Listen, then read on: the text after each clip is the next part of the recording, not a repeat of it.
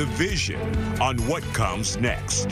From Fox 26 and the NAACP, this is Your Vote, Your Voice, the Texas 18th Congressional District Debate.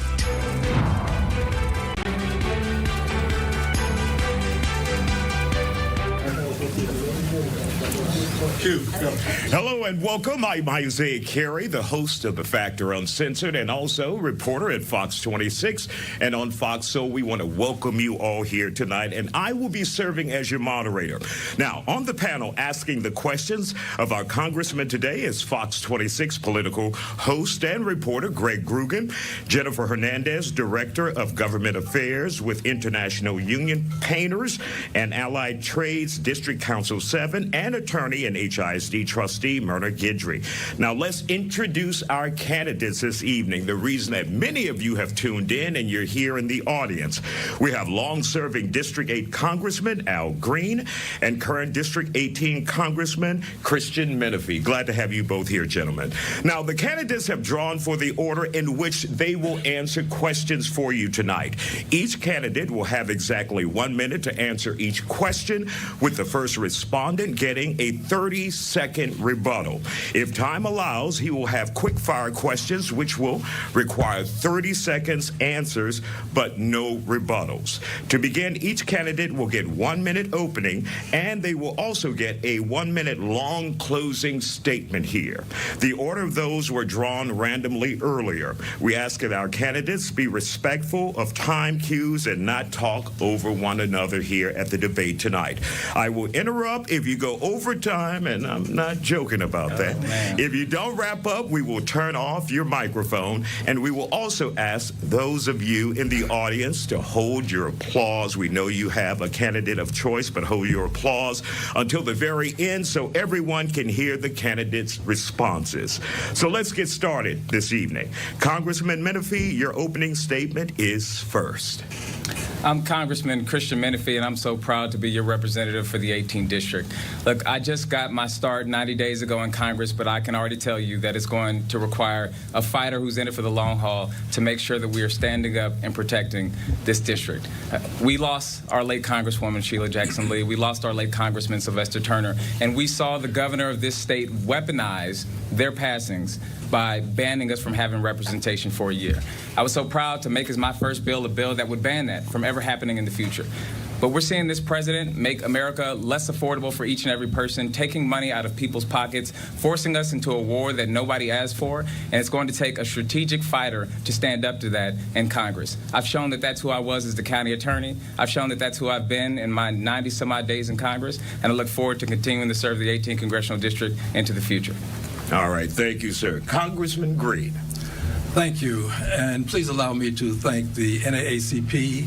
I'd also like to thank Fox 26 for what you're doing tonight. The many people who are in attendance tonight, I thank you, and I especially thank the many persons who have been supporting me. It is my preeminent privilege to serve you in Congress of the United States of America, and as such, I want you to know this. I'm angry. I'm angry because the President of the United States has, by and through his Supreme Court, he has made it possible now for invidious discrimination, more specifically racism, to be perpetrated under the guise of political process. It's just partisan politics. Friends, this is not partisan politics. It is racism. I plan to fight it. I've been fighting it. I was an NAACP president here in Houston, Texas. I have been in Congress fighting it, and I plan to say a lot more about my fight as we continue tonight. All right, thank you, gentlemen. Now we're turning to our panelists, where we will hear from them. They will have some questions for our candidates throughout this debate, and we'll begin with attorney and HISD trustee Myrna Guidry. Jennifer's going to sit in for Myrna right now. Okay, all right, Jennifer. Jennifer is Director of Government Affairs with the International Union of Painters and Allied Trades, District Council 10. Yes, sir. The Safeguard American Voter Eligibility SAVE Act is a measure you both oppose as a barrier to minority and naturalized voters. Beyond simply casting a no vote on restrictive bills or co-sponsoring legislation that may stall out, what is your practical, aggressive strategy to counter federal pushes like the SAVE Act and combat Texas's state-level voter suppression? First question to Congressman Green. Thank you. The SAVE Act is a piece of legislation that discriminates against women because many women won't have the name on their driver's license that they had when they were born, and they'll have to go about the business of getting that changed. It's also a poll tax because it places persons in a position where they may have to acquire a driver's license, be something beyond a driver's license, and of course that would be a passport or a birth certificate. I actually tested the system myself. I tried to vote with my congressional ID and I couldn't. So I sent off for my birth certificate. And to this day, I don't have that birth certificate, and I sent off years ago. I was born in Charity Hospital in New Orleans, Louisiana. And that hospital no longer exists. So the SAVE Act is a bad piece of legislation. I plan to oppose it, and I plan to vote against it when it comes up. But I also plan to do this: ask people to go to the polls and vote. In spite of all of what I've just said about the difficulty, it's time for us to understand that we've got to open All right, that's your time, Congressman. Thank you. Congressman Menefee. We love to act like the exclusion, the discrimination against black folks at the polling site happened so long ago, but my grandfather paid a poll tax.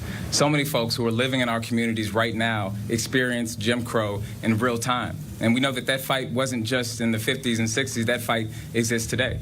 When I served as county attorney, time after time, I filed lawsuits against Greg Abbott, against Ken Paxton, when they tried to make it more difficult to vote by mail, when they tried to strip us of our elections administrator office, and when they tried to make it more difficult for folks to have their ballot counted. I was proud to cast a no vote in opposition to the SAVE Act, and I will time after time oppose it. But the real work is going to be done in committee. We've seen young members of Congress step up to the plate, go after the Attorney General in the House Judiciary Committee, go after Kristi Noem in the House Judiciary Committee, and soon thereafter, both of those members of the administration were fired by Donald Trump. Working in Congress is about more than just casting a vote. It's also about doing the work in committee, and I'm proud to say that after I win this election, I'm going to work as hard as I can to serve on the House Judiciary Committee and put up a fight. Thank you, sir. And now for the rebuttal. Well, the rebuttal is this. Mr. Menefee says he works hard in committee. To do that, you have to come to work. Mr. Menefee has missed many days from work. And he didn't just miss the days from work, he didn't come to Washington, D.C. so that he could work. Mr. Menefee is giving you false information about how hard he's working because he only works hard when he's on camera. He's not working hard in Washington, D.C. because he doesn't show up for work. All right, that's your time, sir. Do I get another rebuttal? Sir. Yeah. This is exactly what Republicans wanted when they drew two black leaders into the same district, for folks to resort to shameful and dishonest attacks. Look, I could come here tonight and talk to you about the hundreds of votes that Congressman Green has missed during his tenure, or about the 33 votes that he missed in a single Congress, but that's not why I'm here tonight. I'm here to make sure that people in our district know that every single day I'm in Congress, I will fight back against Donald Trump, I will fight back against Greg Abbott, and I will do all I can to protect our voting rights in this district. All right, thank you, sir. And of course, we're going to take a quick break here, and we want to thank you guys for tuning in with us here at Fox 26 and on Fox Local, and you may be watching at one of your watch parties. We'll continue this debate in just a moment. Don't go anywhere. Stay with us.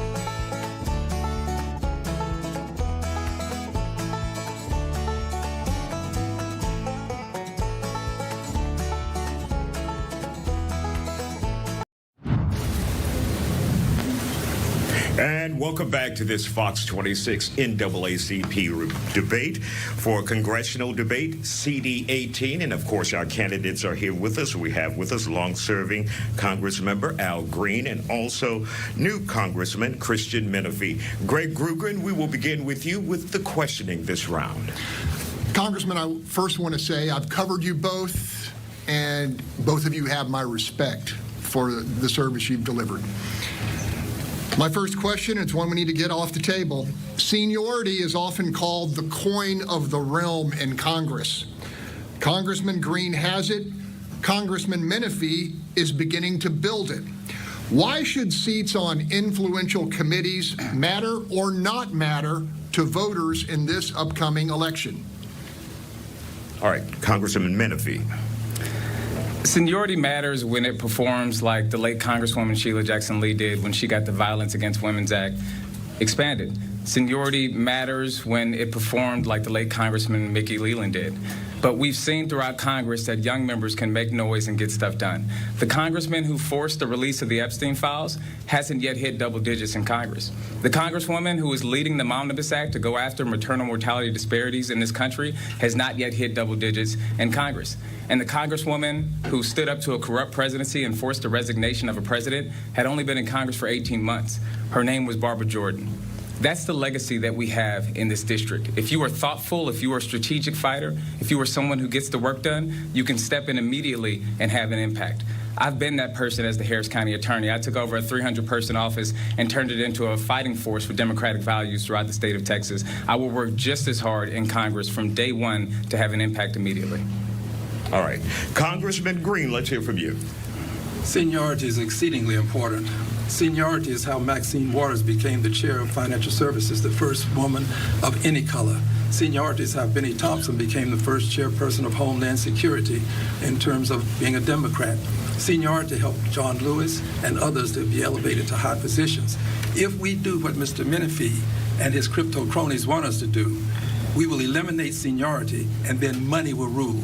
And when money rules, then the crypto people can put in any congressman they want, and you'll have the best Congress that money can buy. I oppose this move by the crypto industry that has said that they're going to spend millions against me because I'm protecting you and your rights. They want me out because they know I fight. Mr. Menefee says that I missed some votes. Yes, I did. That was over 20 years.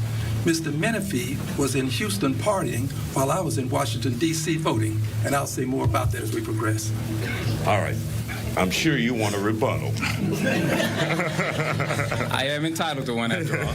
Just a point of clarification, if I may. I was told that I would have the rebuttal. We both get one. I get one. You'll get one, and he will get one this round. Then next round, only one.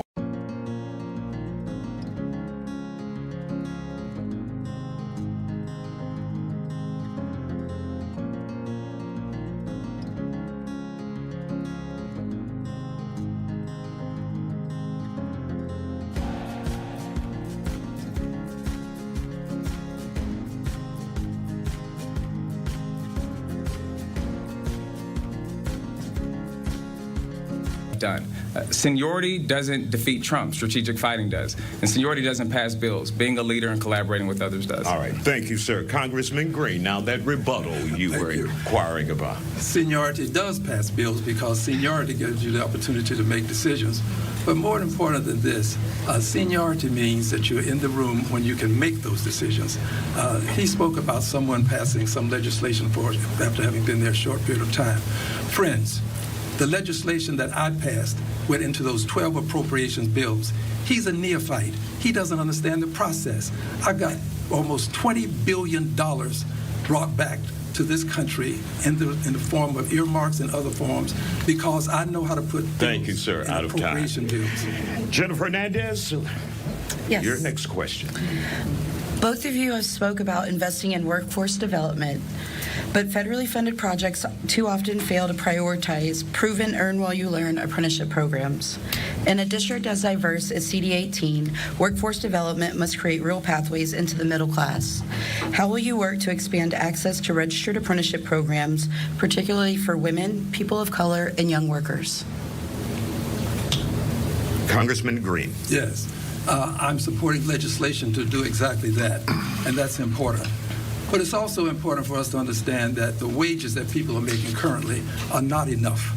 I plan to raise the minimum wage to $25 an hour. My colleague wants to raise it to $15 an hour until just recently after I talked 25. So now he's finding a way to move over to $25 an hour. We have to have a living wage. I believe in the LAW Act. That's the bill I filed, the Living American Wage Act. And again, you do these things by putting those bills into appropriation bills, things that have to pass the Congress. That's how I got to almost $20 billion in legislative dollars back to Houston and other parts of the country. All right, Congressman Menefee. The best way you know that the congressman is being dishonest when he says that I only support a $15 an hour minimum wage is because I've done this exact thing of raising the minimum wage to $20 an hour at Harris County. When I served as the county attorney, we passed a living wage policy that I helped champion that got all county employees $20 an hour on a sliding scale to increase with inflation. But that wasn't it. I helped champion bringing in an apprenticeship program for folks who worked in different industries in construction and live entertainment and public transportation to ensure that they were getting the training that they need to move forward. But I didn't just do it as county attorney. I've already done it as a member of Congress. One of the first bills that I introduced that hasn't gotten the same media attention as another one is to increase Pell Grants in this country, to make sure that we are giving folks money to get involved in these apprenticeships through community colleges, through universities, to get the skills they need to work in skilled labor industries. All right, and one rebuttal, Congressman Green. Yes, I support Pell Grants being raised as well, but I also support free college education. This is the richest country in the world. We don't have to have persons saddled with 10 years of debt after they finish college simply because they had to pay for college that they could not afford. Free college education is much better than just simply increasing the Pell Grants. But until then, I'll support that. Now, back to Mr. Menefee's record. He keeps dodging his record. Mr. Menefee missed voting on H.R. Unfortunately, out of time, Congressman. Right. We have to take a quick break here, and we'll be back with more of this congressional debate in CD 18. Stay with us here on Fox 26 and Fox Local. Streams and streams of exclusive content. Stream now on Fox Local. Kroger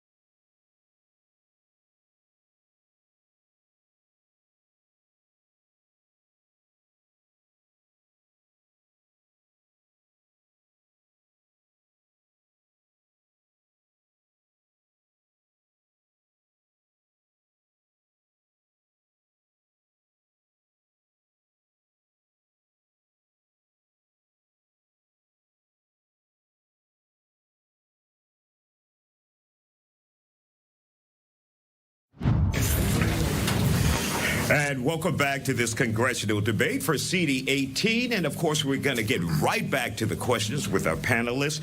We have with us attorney and HISD trustee, Myrna Guidry. Myrna, take it away. Thank you, sir.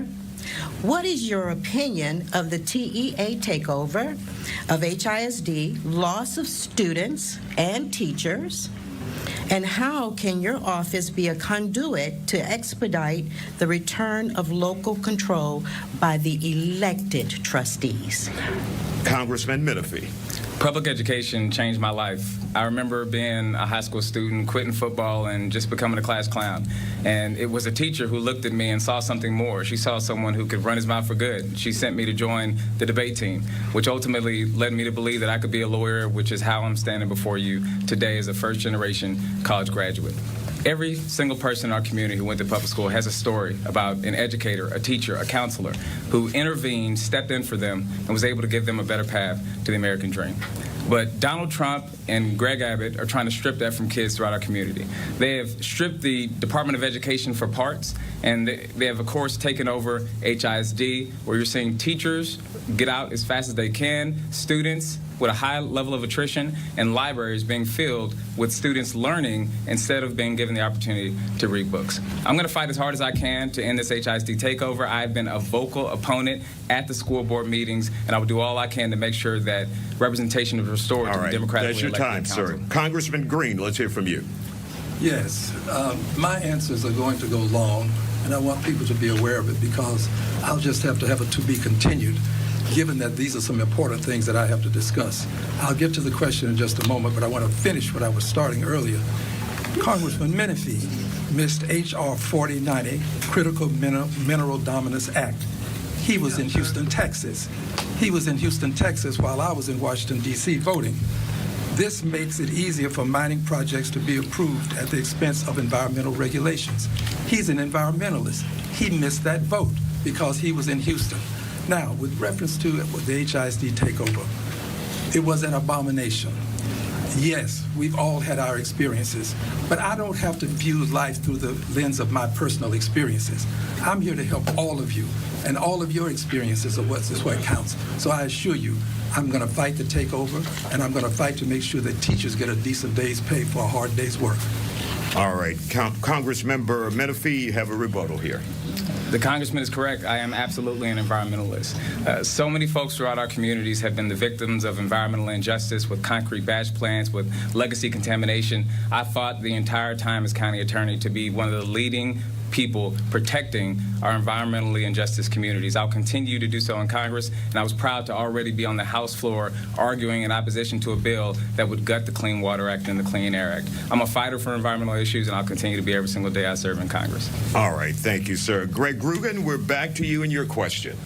I've been covering politics for more than 40 years, and special interests have their hands and their money in every election. This one is no different. Now, it's been reported in both Politico and the New York Times that the crypto industry has targeted Representative Green for his vocal opposition to the expansion and sanction of cryptocurrency from his position on the House Banking Committee.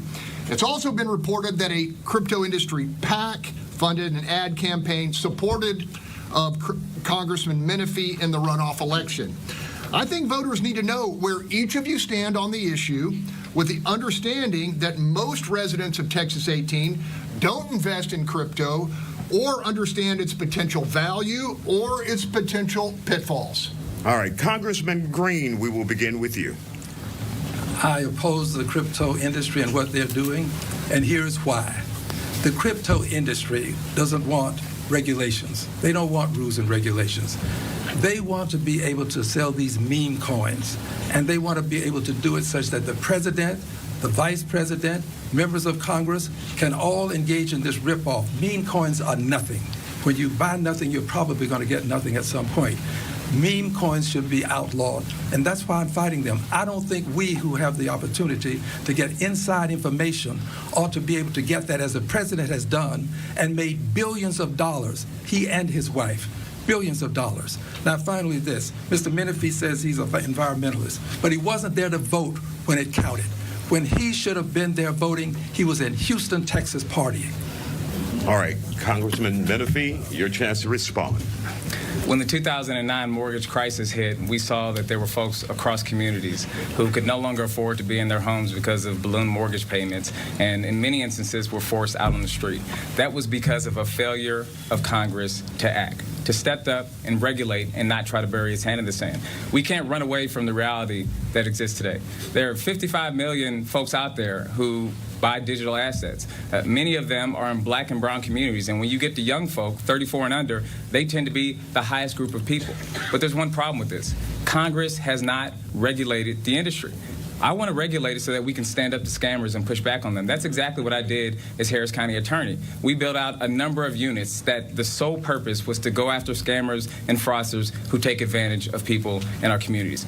But you can't do that if you bury your head in the sand and try to act like the technology doesn't exist. I'm going to be supporting bills that would ensure that we do not have the corruption and the scams that we have seen coming out of meme coins. All right, Congressman, that's your time. Congressman Green, you have your rebuttal now. Yes. You notice that Mr. Menefee is not denying that he was in Houston party. He hadn't denied that. What he's doing is trying to deflect from that. But the truth is, he got in office because he said he was going to be there to vote. He said he was going to be there for the people of the 18th Congressional District, and now the 9th Congressional District, which is more 18 than the old 18th is. Mr. Menefee knows that crypto is the means by which people rip off other people. That is your time, sir. We'll be back with more of this debate on Fox 26 and Fox Local in just a moment. Stay with us.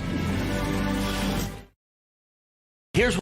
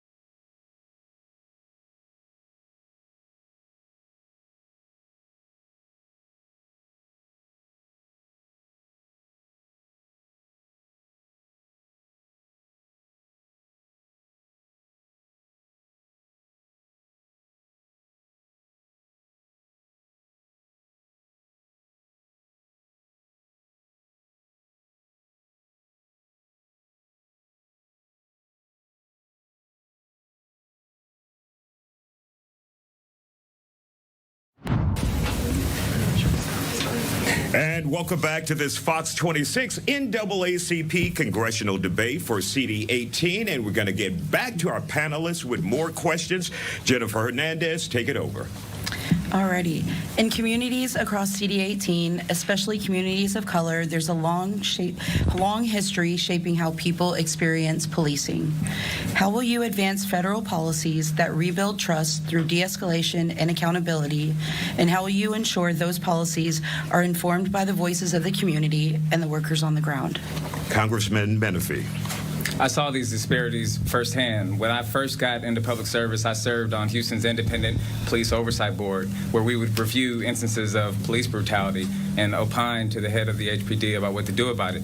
I saw cases where officers were using excessive force, shooting a gun at someone, hitting them, and then not providing emergency medical aid. I was proud to champion, to write, and to get past the general order that required that when officers use excessive force on someone, they have to provide emergency medical aid. And at the county, we know all about diverting those funds to more helpful causes. We brought in mental health violence interrupters using federal funds, and we're able to divert 5,000 calls from 911. And in 83% of those cases, there was no law enforcement officer that was involved. Look, we've got to pass the George Floyd Justice and Policing Act. I'm so proud to be a co-sponsor where we have a misconduct registry so that when police officers are fired, they can't go across the street and get hired by someone else, and ensure that we ban chokeholds and ensure that we are having community policing in all of our neighborhoods. All right, sir. Congressman Green. Thank you. I'm proud of George Floyd, too, because I had some input into it, and I think we need to pass it. But more specifically, as it relates to policing, I am the Al Green who believes that body cameras are important. With Emmanuel Cleaver, Congressman Cleaver, he and I passed the first body camera bill in Congress. That's the bill that we passed. Mr. Menefee hasn't passed a single bill. He's filed some bills, and he has great aspirations, but he hasn't passed a single bill. I also want you to know that I'm the Al Green who's fighting to make sure that those persons who accost undocumented workers and sometimes innocent American people that have been killed, that they don't have on a mask, that they identify themselves. And if you're going to come into a person's home, you have to have a warrant. I'm the Al Green who's fighting to protect people in real time, not in a past time. All right. Congressman Menefee, your rebuttal.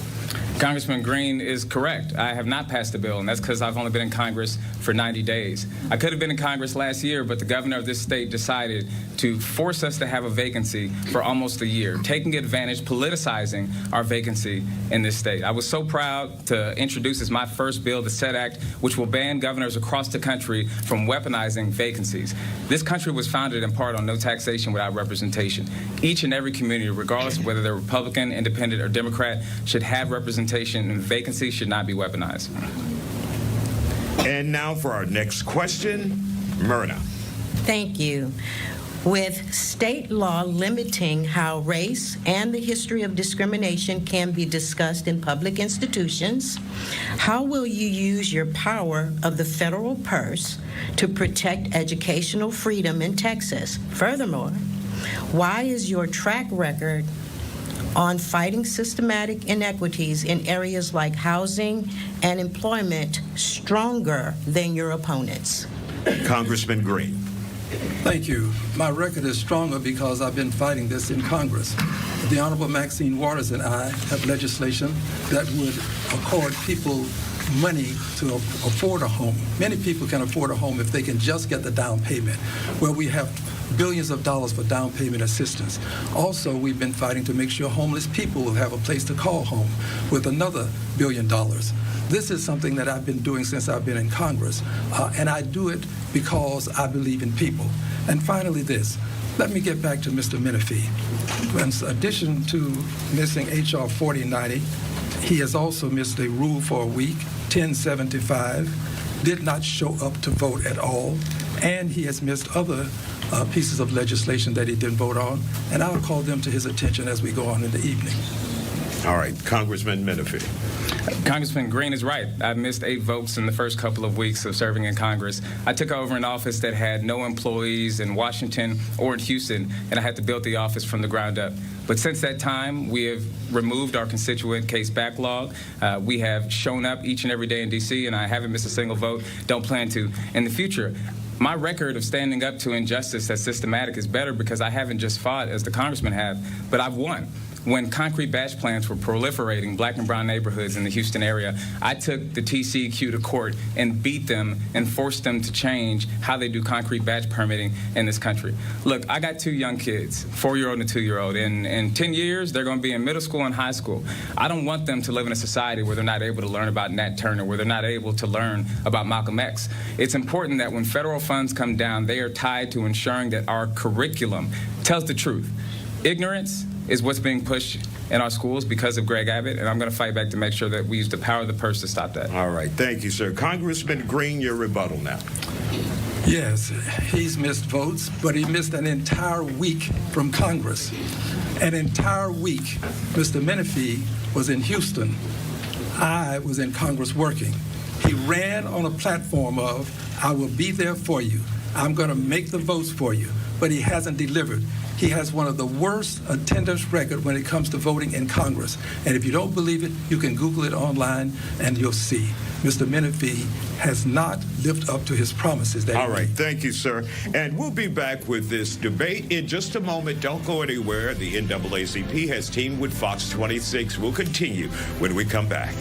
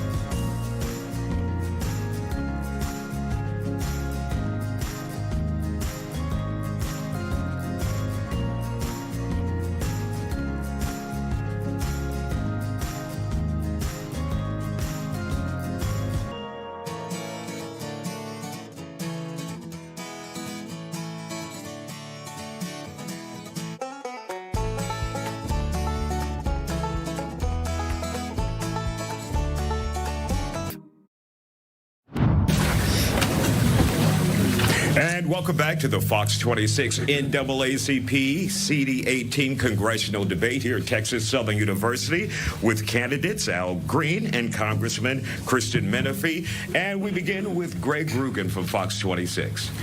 Congressman, recently Houston City Council voted to drastically reduce HPD cooperation with ICE, an ordinance critics called a sanctuary measure. Governor Greg Abbott responded by stripping $114 million in state grants from the city. Some on council urged a court battle on Fourth Amendment grounds, but a majority took a pragmatic approach capsulized by Councilmember Martha Castix Tatum, who said, quote, "As a city, we cannot dig our heels in. Our problems are too big, our expenses too large. I know this may feel like surrender, but it's not. This is responsible stewardship," end quote. Congressman, is Castix Tatum wrong? Should the city have waged this fight with the knowledge that losing would have potentially driven municipal government into insolvency and possible layoffs? Congressman Menefee, you first. The inhumanity that ICE has perpetuated is impacting folks across our communities. I have a close family member who was undocumented, who came to this country at a young age, did every single thing that was asked of him, never got in any trouble, and during the course of this campaign, he was the victim of a road rage incident. But he wouldn't go to police, and he wouldn't go to the hospital because he was scared that in Donald Trump's America, some masked ICE agent would grab him and deport him. That's not the America that we should be living in. And I'm so proud that twice I both debated and voted against funding for ICE, because we need to strip ICE down to the studs and restore an agency that focuses on immigration enforcement for violent criminals and respects the dignity of immigrant people in this country. Look, the people in the 18th Congressional District know I love a good court battle. So I think that we have to stand up to bullies. You can't beg Greg Abbott for your rights. You can't beg Greg Abbott for voting rights that will treat immigrants with dignity. We have to stand up and have the fights when it's necessary to ensure that each and every person in our community is protected. Sir, that's your time. Congressman Green. Thank you. I understand why city council persons feel the way that they do. Because when you see what's happening with ICE and the way they're treating people, 2 people were murdered. ICE did that. Persons were unarmed American citizens. I believe that there is rationale for doing this, but I leave the city's business to the city. I don't supervise the city. They do what they choose to do. But I do say I understand why people would have it be done otherwise because of ICE's behavior. Now, finally, this. Mr. Menefee says he's a fighter. Well, let me just show you the fighter Mr. Menefee is. This is what he says about himself. Is this the fighter you want? This is a caricature. This is a fake fighter. It's one thing to go into a courtroom and make arguments. It's another thing to confront the President of the United States as I have. I'm the real fighter. This is a fake fighter. Congressman Menefee, your rebuttal. The congressman and I disagree. I don't believe that you let oppressed people continue to be oppressed because you don't work for the city or for the county. In my time as county attorney, I took on fights out in Fort Bend County. I took on fights in Austin because I believe that part of your job as a public servant is to stand up for oppressed people regardless of where they be in our communities. So my message to the city is stand up, have a backbone, ensure that you are protecting communities across Houston. And I will say that as a member of Congress because parts of this district are in the city of Houston. We need leaders who are going to stand up and not try to play politics as usual. All right, that's your time, sir. Now to the next question, attorney and HISD trustee Myrna Guidry. It's no secret that foreign policy is creating deep divides within the Democratic Party right now. So let's talk about boundaries. When it comes to sending U.S. military aid overseas, where exactly do you draw the line? What specific actions would trigger you to condition or completely halt that funding? And how does your philosophy on this set you apart from your opponent? Congressman Green. Thank you. I'm the congressman who would not send any more money to the state of Israel. I've said it publicly because I saw what happened in Gaza. It was collective punishment. It was ethnic cleansing. It was genocide. I can say genocide. I can say it because I saw it, and I know it when I see it. And aside from that, a national body, an international body has said it was such as well. I will not send money unless it is conditioned upon making sure that human rights are protected and respected. Congressman Menefee. No applause, please. What we're seeing in the Middle East is absolutely devastating. We've seen atrocities, war crimes committed against the Palestinian people. Tens of thousands of people killed in mass bombing campaigns. These are men, women, children, families that were killed who were merely civilians. and it's wrong, and the United States needs to do something about it. I believe that these are atrocities, that there were war crimes that were committed. And look, I understand what happened on October 7th was absolutely horrific, and I get why a nation would want to wage war against a terrorist organization, but that is different from waging war on the American people. America needs to have a role in rebuilding Gaza and ensuring that there is never again a blockade of humanitarian aid to the Palestinian people.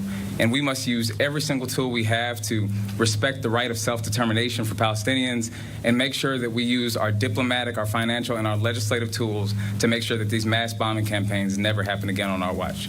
Congressman Green, your rebuttal. You notice that he didn't say genocide. He didn't say genocide. AIPAC won't allow that. I will not work with AIPAC. I don't take money from AIPAC. I don't take money from the friends of AIPAC. I am principled person when it comes to what happened in Gaza, and it was genocide. Unfortunately, some people in Congress can't say that. All right, thank you, sir. Jennifer Hernandez, let's get to your next question. Thank you. From the labor movement's perspective, it's not about access, it's about standards and utilization. We already have proven systems in place through registered apprenticeships, especially on prevailing wage projects, but they're not always utilized. Will you commit to policies that require their use on federally funded work? And more importantly, how will you push back on efforts to weaken registered apprenticeship programs on the federal level? Congressman Menefee, let's begin with you. Donald Trump has declared war on workers in this country. We've seen time after time they make it more difficult for workers to organize, for them to have access to federal money to be able to build these types of apprenticeship programs. And I'm so proud that we use the money to get something done for real in Harris County. That's why I've been endorsed by the AFL-CIO in this campaign, because when I was county attorney, we brought in a labor standards policy to ensure that each and every company doing business with the county treated their people with respect and dignity and ensured their safety. And we built out an apprenticeship program that has trained so many people in Harris County to be able to get good paying jobs to build a life for their family. There used to be a time in this country where you could work 40 hours a week, you could get the house to 2 cars, send your kids off to do better.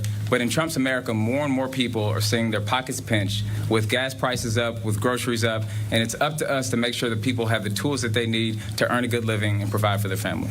Congressman Green.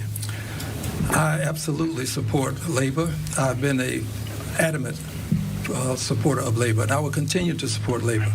I believe that every person ought to be able to earn a living wage. This is why I filed the LAW Act, the Living American Wage Act. It is to raise the minimum wage to $25 an hour and to index it to a formula associated with poverty. This way we don't have to go many, many more years before we will raise the minimum wage from $7.25 an hour. $7.25 an hour is slave wages. We cannot allow in the richest country in the world this to continue. That's why my bill is so important, and that's why I've been supporting $25 an hour. And by the way, Mr. Menefee was supporting $15 an hour, and he said it at many events. He has changed his direction since I got in the race because he had to.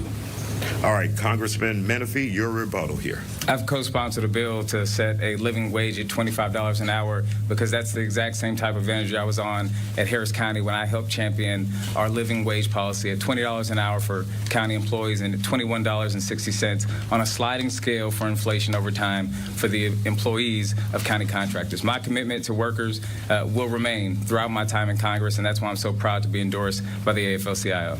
All right, thank you, gentlemen. We're going to take a quick break here, and we'll be back with this debate in just a moment on Fox 26 and Fox Local. Stay with us.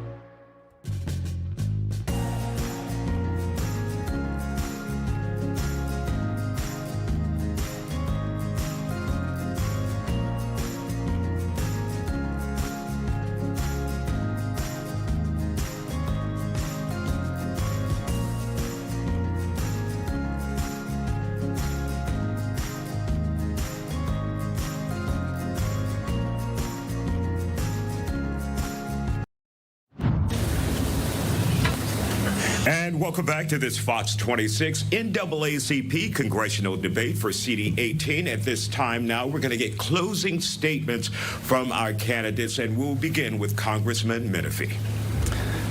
I'm Christian Menefee, and I'm so proud to be your new member of Congress in the 18th Congressional District. What you saw here tonight is exactly what Greg Abbott wanted when he drew 2 black districts to consolidate it into only one. We saw a long-term congressman who has made his entire campaign about me. And then we saw me making my campaign about how I'm going to fight for the people of the 18th Congressional District each and every day. Look, y'all know me. Y'all know my time as Harris County Attorney, that there has been no powerful interest that I've been unafraid to stand up to.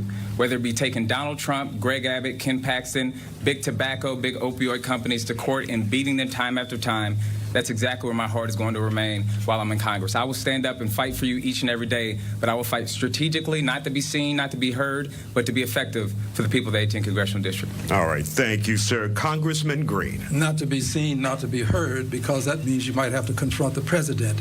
That's why he wasn't there for the State of the Union. Not only did he not come to the State of the Union, he stayed in Houston, Texas, while the State of the Union was going on. I was in Washington, D.C., voting, and I went to the State of the Union. And when I go to the State of the Union, I confront the president. You got to ask yourself, what does the crypto industry, the president, and Menefee have in Congress? They all want me out because they know that I support and I fight for you. This is the real fighter. This is what fighting looks like, not some guy with a boxing glove claiming that he's a fighter. I stand for the people. Thank you, sir. And we'd like to thank each and every one of you for joining us here this afternoon, this evening now, and of course our candidates as well. We'd like to thank the Houston branch of the NAACP and our panelists as well. Job well done. We appreciate your time. Thank you all. You can applause now, and we'll see you back here next time. Good evening.